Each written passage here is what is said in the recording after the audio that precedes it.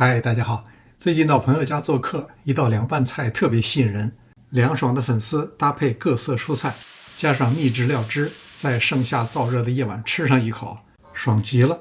今天我就来和大家公开一下配方。粉条用的是韩式红薯粉，提前2个小时用凉水泡好，泡得越久，一会儿煮的时间越短。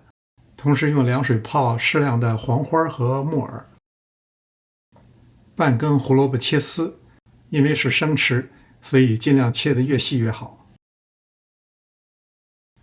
半根黄瓜切成丝。这是火葱，如果没有，可以用洋葱来代替。墨西哥辣椒切片而不切丝，是为了便于不太能吃辣的人挑出来。红辣椒主要是配色。泡过的粉条可以减少煮的时间，剪短一些容易拌开，也便于食用。半锅清水煮开以后，加少许盐，然后把粉条放进来。放盐可以使粉条提前入味儿。煮5到6分钟，捞入冰水中。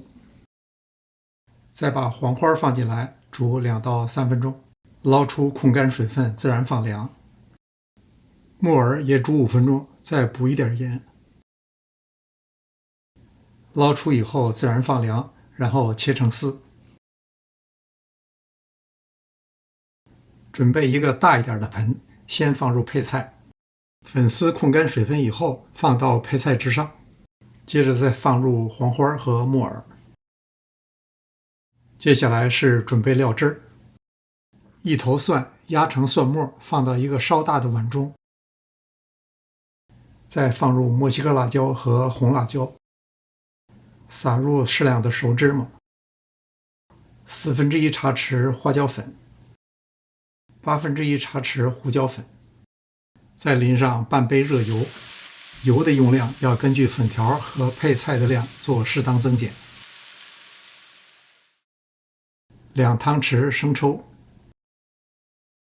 ，1汤匙蚝油，1茶匙糖，4汤匙香醋，再根据您的口味加适量的盐，拌匀以后备用。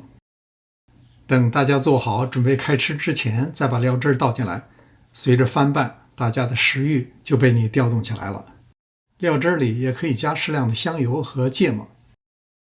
感谢您的观看，临走前别忘了点赞订阅。这里是上师厨房，我们下次再见。